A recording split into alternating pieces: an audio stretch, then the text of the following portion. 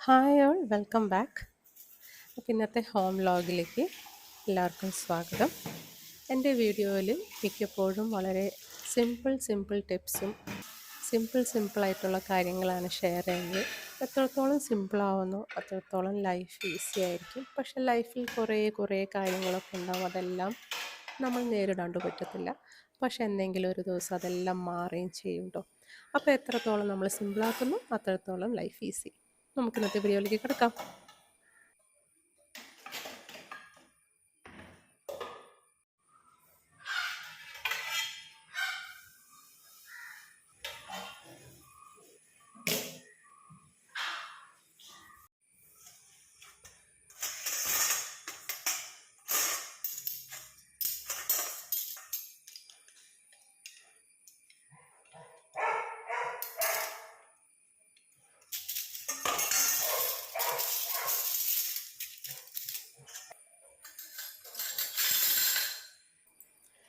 അപ്പോൾ പതിവ് പോലെ നമ്മുടെ പാത്രം കഴുകലും അത് ഒതുക്കി വെക്കലും എല്ലാം കഴിഞ്ഞു. അപ്പം ഞാൻ ഈ ഒരു കാര്യം ഷെയർ ചെയ്യാമെന്ന് വിചാരിച്ചു കേട്ടോ. ഞാൻ അതിന് മുന്നേ പലപ്പോഴും കിച്ചൺ ടവൽസൊക്കെ ഞാൻ വാങ്ങിക്കാറുണ്ട്. അത് നമ്മൾ യൂസ് ചെയ്ത് കഴിയുമ്പോൾ അത് നമുക്ക് കളയേണ്ടിയും വരും. അതുപോലെ ഡിസ്പോസിബിൾ കിച്ചൺ ടവൽസ് എന്ന് പറയുന്നതും നമുക്കതൊരു ചിലവ് തന്നെയാണ്. അപ്പം ബാത്ത് ടവൽസ് ഞാൻ പലപ്പോഴും വാങ്ങിക്കാറുണ്ട്, ഫേസ് ടവൽസും വാങ്ങിക്കാറുണ്ട്. അപ്പോൾ നമുക്കത് ഇടയ്ക്കിടയ്ക്ക് മാറ്റണം, കുറേ നാൾ ഉപയോഗിക്കുമ്പോൾ മാറ്റണമല്ലോ. അപ്പോൾ ആ ബാത്ത് ടവൽസ് ഫേസ് ടവൽസ് കളയലായിട്ട് ഞാൻ അത് കിച്ചൺ ടവലായിട്ട് ഞാൻ വെട്ടി മുറിച്ച് ഇങ്ങനെ ഉപയോഗിക്കും.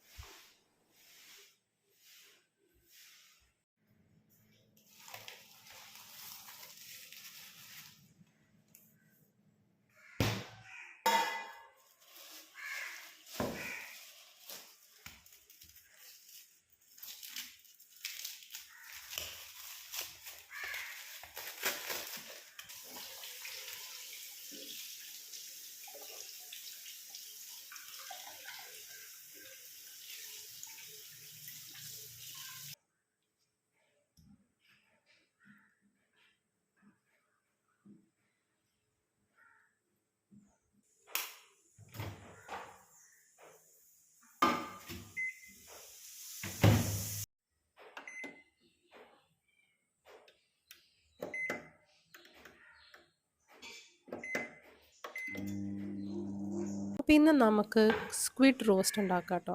കുറേ നാളായി സ്ക്വിഡ് റോസ്റ്റൊക്കെ ഉണ്ടാക്കിയിട്ട് എനിക്ക് ഭയങ്കര ഇഷ്ടമാണ്. ക്രാബ്, പ്രോൺസ്, ഷ്രിംപ്, അതുപോലെ സ്ക്വിഡിൻ്റെ ഒക്കെ റോസ്റ്റ് ഉണ്ടാക്കുന്നത് എനിക്ക് ഭയങ്കര ഇഷ്ടമാണ്. അപ്പോൾ അതിന് നമുക്ക് ആവശ്യം കുറച്ച് സവോള, കുറച്ച് പച്ചമുളക് എരിവനുസരിച്ച്, പിന്നെ ഇഞ്ചി വെളുത്തുള്ളി പേസ്റ്റ്.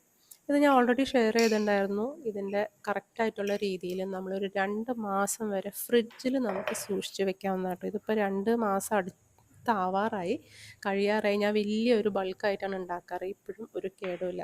അപ്പോൾ അതിൻ്റെ ലിങ്ക് താഴെ ഇടാം, നിങ്ങൾ നോക്കൂ. ഷോർട്സ് ആയിട്ടൊക്കെ ഇട്ടിട്ടുണ്ട്. ഞാൻ ഇടയ്ക്കും ഞാൻ എന്തെങ്കിലും അതിനകത്തൊരു മാറ്റം വരുത്തിയാലും ഞാൻ വീഡിയോ ഇടുന്നുണ്ട് കേട്ടോ. അപ്പോൾ നമുക്ക് സ്ക്വിഡ് ഒക്കെ ഒന്ന് നന്നാക്കി എടുക്കാം. ഇത് ഓൾറെഡി നന്നാക്കിയതാണെങ്കിൽ നമുക്ക് ഉണ്ടാക്കിയാൽ മതി. അപ്പോൾ അതിന് വേണ്ടി നമുക്ക് പാൻ ഒന്ന് ചൂടാക്കാം, അതിനകത്ത് വെളിച്ചെണ്ണ ഒഴിക്കാം. പിന്നെ നമ്മൾ സാധാരണ വഴറ്റണ മാതിരി അങ്ങ് വഴറ്റിയെടുക്കാം എല്ലാ സാധനങ്ങളും.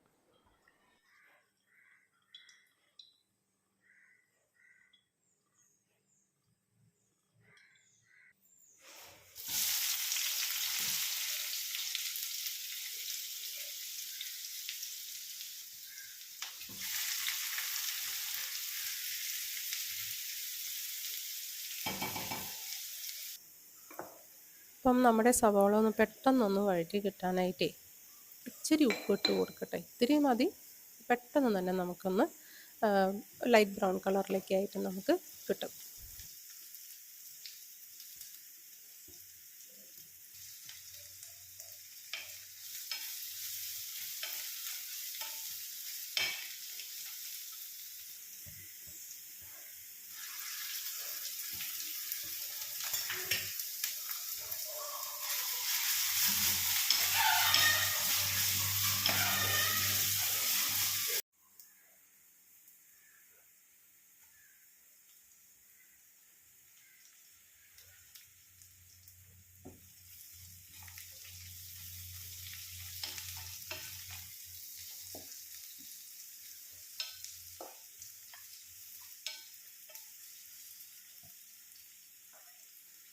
അപ്പോൾ നമ്മൾ ഇഞ്ചി വെളുത്തുള്ളി പേസ്റ്റും പച്ചമുളകും കുറച്ച് കറിവേപ്പിലൊക്കെ വഴറ്റിയതിന് ശേഷം നമുക്ക് മസാലപ്പൊടികൾ ഇടാം. അതിൽ നമ്മൾ മഞ്ഞൾപ്പൊടിയും ഇതിനനുസരിച്ച് മുളക് പൊടിയും പിന്നെ ഉലുവാപ്പൊടി ഇടണമെങ്കിൽ ഇടാം കേട്ടോ. ഞാൻ അതിന് പകരം ജസ്റ്റ് കുറച്ച് ഫിഷ് മസാലയാണ് ഞാൻ ചേർക്കുന്നത്, കുറച്ച് ചേർക്കണുള്ളൂ കേട്ടോ.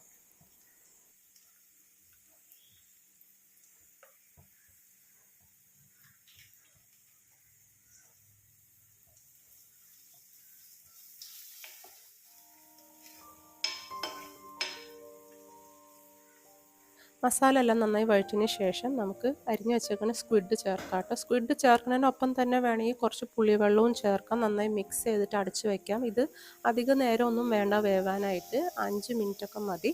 എന്നിട്ട് നമുക്ക് ആവശ്യത്തിന് വെള്ളം വറ്റിച്ചെടുത്താൽ മതി കേട്ടോ.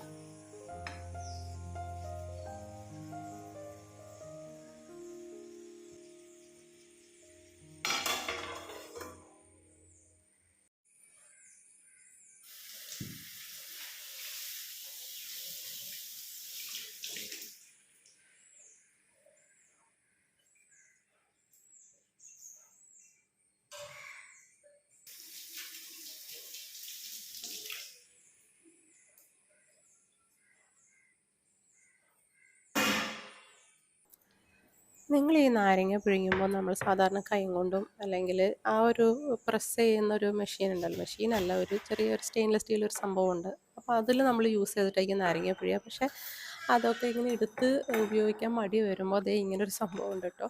നമ്മുടെ കത്തിയുടെ മൂർച്ചയില്ലാത്ത ഭാഗത്ത് വെച്ചിട്ട് ഇതുപോലെ ഒന്ന് നന്നായി പിഴിഞ്ഞാലുണ്ടല്ലോ, എല്ലാം നീരും നമുക്ക് കിട്ടും. ഇതിങ്ങനെ ചെയ്തപ്പോൾ എനിക്ക് ശരിക്കും നല്ലോണം നീര് പോരണ പോലെ തോന്നിയിട്ട്. അപ്പം നിങ്ങളിങ്ങനെ ഒന്ന് ട്രൈ ചെയ്ത് നോക്കൂ. നല്ലോണം നമ്മുടെ ഓറഞ്ചൊക്കെ ഉണ്ടല്ലോ, മൊസാമ്പിയൊക്കെ പിഴിയണമെങ്കിൽ ഇതുപോലെ, മറ്റു സാധനങ്ങളൊന്നും ഇല്ലെങ്കിൽ ഇതുപോലെയൊക്കെ പിഴിഞ്ഞിട്ട് നല്ലോണം ജ്യൂസൊക്കെ കിട്ടും.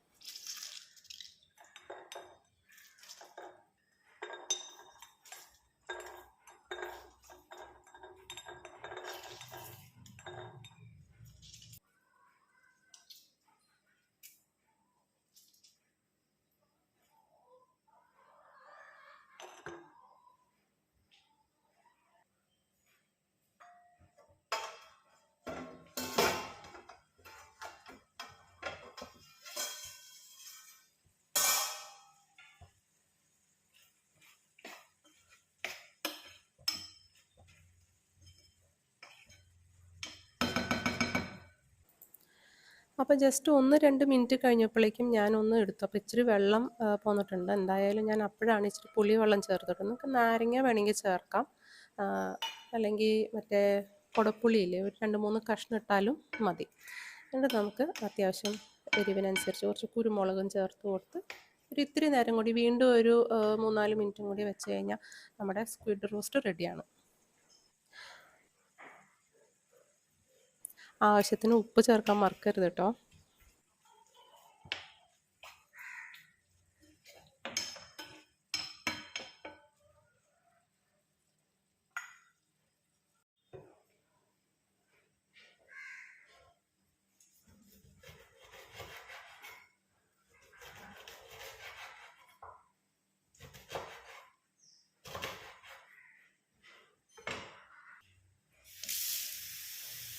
എന്തായാലും നമ്മൾ നാരങ്ങ എടുത്തു. അപ്പം ഞാൻ വിചാരിച്ചു ഒന്ന് മൈക്രോവേവും അതുപോലെ ഫ്രിഡ്ജിനകത്തുള്ള സ്മെല്ലുകളൊക്കെ എങ്ങനെയാണെന്ന് നമുക്ക് മാറ്റാമെന്നുള്ളത് കാണിക്കാമെന്ന്. അപ്പോൾ ആദ്യം തന്നെ ഒരു പാത്രം എടുക്കുക, മൈക്രോവേവിൽ യൂസ് ചെയ്യാൻ പറ്റുന്നത്, അതിനകത്ത് കുറച്ച് വെള്ളം ചേർക്കുക. ഈ പിഴിഞ്ഞെടുത്ത ആ ഒരു ലെമണിൻ്റെ തൊലി ഉണ്ടല്ലോ, അത് നമുക്ക് അതിനകത്ത് ഇട്ട് വയ്ക്കാം.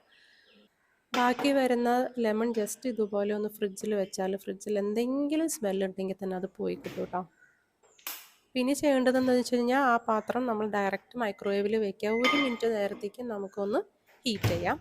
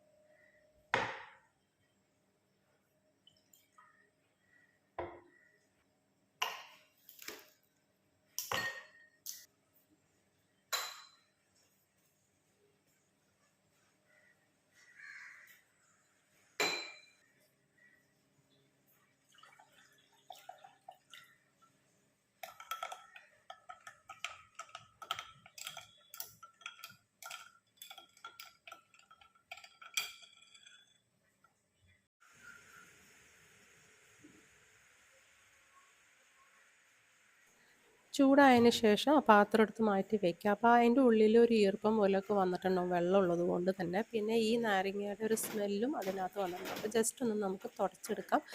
മൈക്രോവേവിനുള്ളിലുള്ള സ്മെല്ലൊക്കെ പോയി കിട്ടുകയും ചെയ്യും കേട്ടോ. ഇത് നമ്മളിങ്ങനെ അടച്ചിടല്ലേ ചെയ്യുക. അപ്പോൾ നമ്മളെ ഓരോ പ്രാവശ്യം എന്തെങ്കിലുമൊക്കെ ചെയ്യുമ്പോൾ അതിനകത്ത് ചിലപ്പോൾ സ്മെല്ല് വന്നിരിക്കും. അപ്പോൾ ഇങ്ങനെ ഒരു കാര്യം ചെയ്താൽ മതി.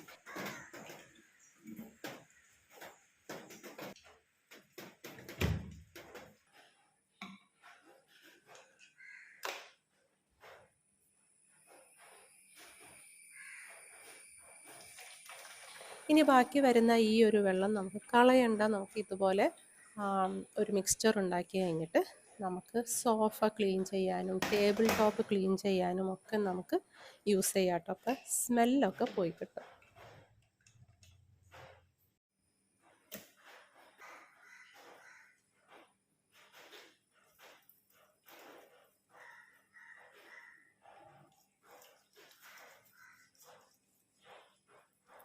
അതുപോലെ ആ തൊലി നമുക്കിതുപോലെ വാഷ് ബേസിന്മേലൊക്കെ നമുക്കൊന്ന് ജസ്റ്റ് ഇങ്ങനെ ഉരച്ച് കഴുകി വൃത്തിയാക്കുക. അത് കുറച്ചും കൂടി നല്ല ക്ലീനായിട്ട് കിട്ടുകയും ചെയ്യും. പോരാത്തതിന് ഇപ്പം നമ്മൾ എന്തെങ്കിലും നോൺ വെജ്, ഇപ്പം ഞാൻ നേരത്തെ സ്ക്വിഡ് അതിനകത്തൊന്ന് ക്ലീൻ ആക്കി എടുത്തു. അപ്പോൾ ഫിഷിൻ്റെ സ്മെല്ലൊക്കെ ആയിരിക്കും അതിന് ചുറ്റുമുള്ള. പിന്നെ ഈച്ചകൾ വരും, അങ്ങനെയൊക്കെ ഉണ്ടാവും. അപ്പോൾ ഈ ഒരു സംഭവം നമുക്ക് ചെയ്താൽ നമ്മുടെ ഫിഷ് സ്മെല്ല്, മീറ്റിൻ്റെ സ്മെല്ല് അതെല്ലാം പോയി കിട്ടും. പിന്നെ ആ ഭാഗങ്ങൾ അതൊക്കെ ഉണങ്ങി കഴിയുമ്പോൾ ഈച്ചകളൊന്നും വരത്തില്ല, നല്ല സ്മെല്ലും ആയിരിക്കും കേട്ടോ.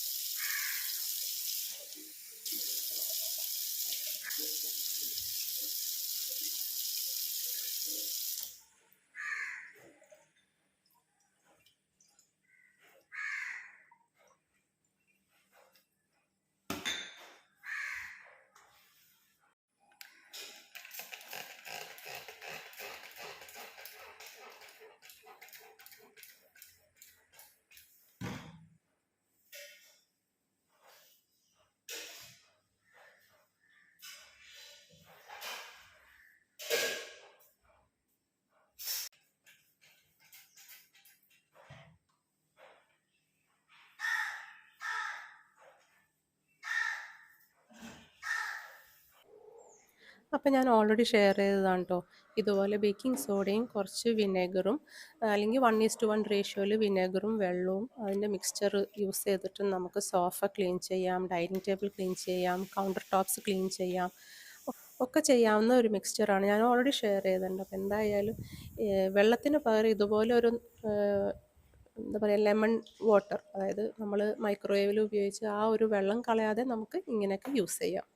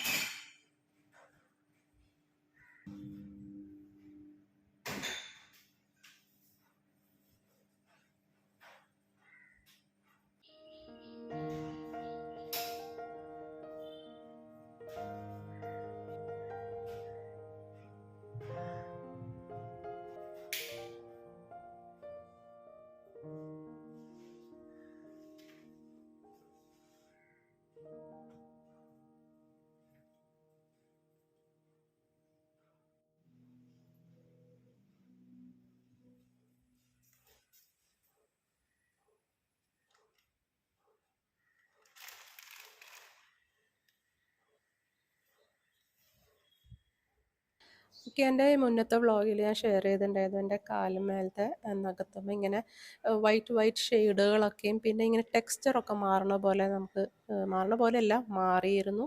ഒരു ലൈറ്റ് ഗ്രേയിഷ് കളറിലേക്കും വന്നിരുന്നു. അപ്പോൾ ഇതൊരു ഫംഗലാണെന്ന് മനസ്സിലായി. അപ്പം ഞാൻ ഷെയർ ചെയ്തിട്ടുണ്ടായിരുന്നു. ഇത് നന്നായിട്ട് ക്ലീൻ ചെയ്ത് മോയ്സ്ചറൈസ് ചെയ്തിട്ട് പിന്നെ ഞാൻ സാലിസിലിക് ആസിഡ് സീറമാണ് യൂസ് ചെയ്തത്. അതൊരു anti bacterial anti fungal properties ഉള്ളത് കൊണ്ട് തന്നെ നമ്മുടെ നെയിൽസിൻ്റെ അകത്ത് സ്കിന്നിൻ്റെ അകത്തൊക്കെ നന്നായി കയറി അതിൻ്റെ എന്തെങ്കിലും പോരായ്മകളുണ്ടെങ്കിൽ അതെല്ലാം ക്ലീൻ ആക്കി തരും. പക്ഷെ അത് നമുക്ക് ആഴ്ചയിൽ ഒരിക്കലാണ് ഞാൻ യൂസ് ചെയ്യാറ്.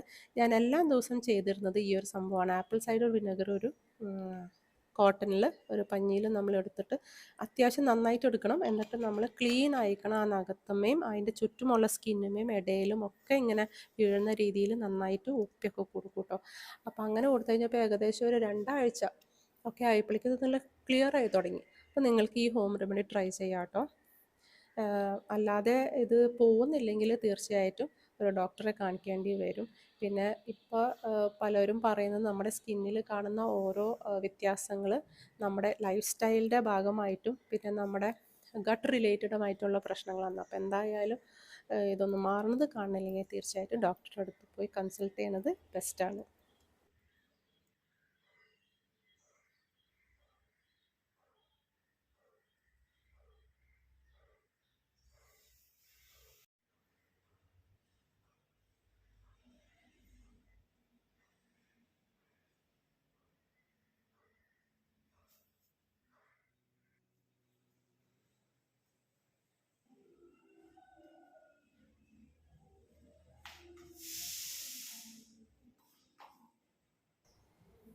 അപ്പം മഴക്കാലമൊക്കെ കഴിഞ്ഞു ഇനി സ്കൂളിലേക്ക് ഷൂവും സോക്സും ഇടേണ്ട സമയങ്ങളൊക്കെ ആയി. അപ്പോഴാണ് നമ്മൾ ഷൂവിൻ്റെ കോലമൊക്കെ കാണുന്നത്. അപ്പം ഈ ഷൂ ആകെ ഇതായിട്ടിരിക്കുകയാണ്. അപ്പോൾ അതൊന്ന് ക്ലീൻ ആക്കി എടുക്കണം. അതുപോലെ ബ്ലാക്ക് ഷൂവും ഒന്ന് ക്ലീൻ ആക്കി എടുക്കണം. ഇപ്പോൾ വൈറ്റ് ഷൂ നമുക്കൊന്ന് ക്ലീൻ ആക്കാനായിട്ട് നമുക്കിതുപോലെ ഒരു ടൂത്ത് പേസ്റ്റിൻ്റെ ആവശ്യമുള്ളൂ കേട്ടോ. അതുപോലെ ജസ്റ്റ് ചെറുതായിട്ട് സോപ്പിൻ്റെ വെള്ളം, ഡയറക്റ്റ് സോപ്പ് വേണ്ട, ജസ്റ്റ് സോപ്പ് കലക്കിയ വെള്ളം യൂസ് ചെയ്ത് ഇതുപോലെ ഒന്ന് ചെയ്താലും നമ്മുടെ ഷൂ വൈറ്റ് ഷൂ ഒക്കെ അത്യാവശ്യം നന്നായി ക്ലീൻ ആക്കി കിട്ടും.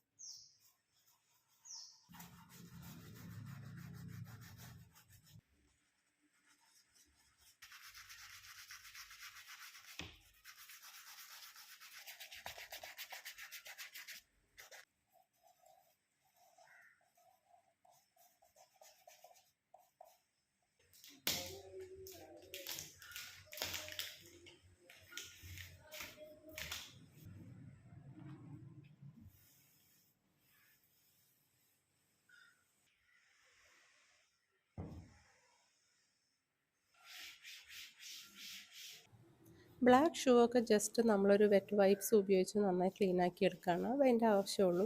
വലിയ കുഴപ്പങ്ങളൊന്നുമില്ല.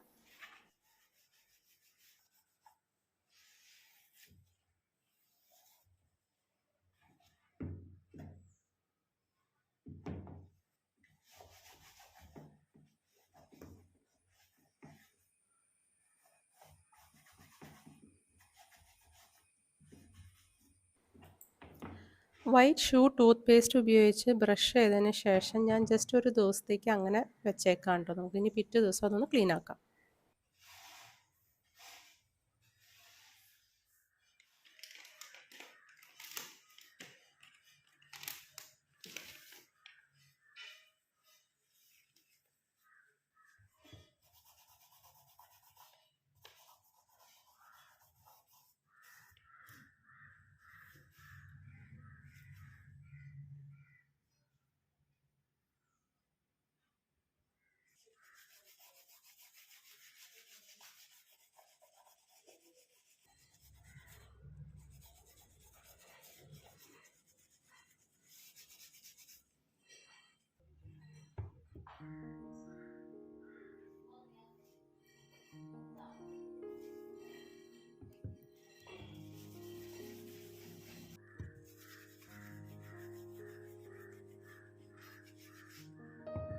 വെറ്റ് വൈപ്സ് ഉപയോഗിച്ച് നല്ലതുപോലെ തുടച്ച് എടുക്കാം കേട്ടോ, ക്ലീനായിട്ട് എടുക്കുകയാണ്.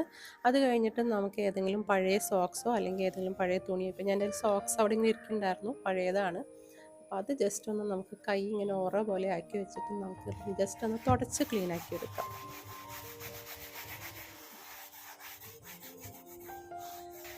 അപ്പോൾ അങ്ങനെ നമ്മുടെ ഷൂ നന്നായി ക്ലീൻ ആയിട്ടുണ്ട് കേട്ടോ, അത്യാവശ്യം നന്നായി ക്ലീൻ ആയിട്ടുണ്ട്. പിന്നെ ചില പാടുകളുണ്ട്, അത് നമ്മുടെ ഇങ്ങനെ ഉരച്ച് കഴിയുമ്പോൾ അതങ്ങനെ പാട് വീഴും, അത് പോകാനായിട്ട് ഭയങ്കര ബുദ്ധിമുട്ടാണ്.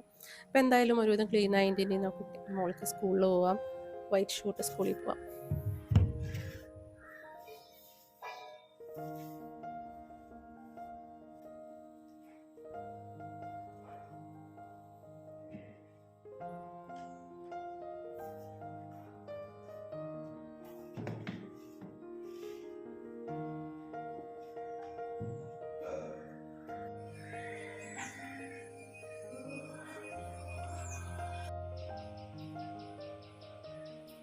അപ്പോൾ എൻ്റെ ഈ വീഡിയോയിൽ ചെറിയ ചെറിയ ഹോം ടിപ്സൊക്കെ നിങ്ങൾക്ക് ഹെൽപ്ഫുള്ളായെന്ന് കരുതുന്നു. ഹെൽപ്ഫുള്ളായെങ്കിൽ ലൈക്ക്, ഷെയർ ആൻഡ് സബ്സ്ക്രൈബ്. നമുക്ക് അടുത്ത വീഡിയോയിൽ കാണാം. അതായിരിക്കും. Thank you.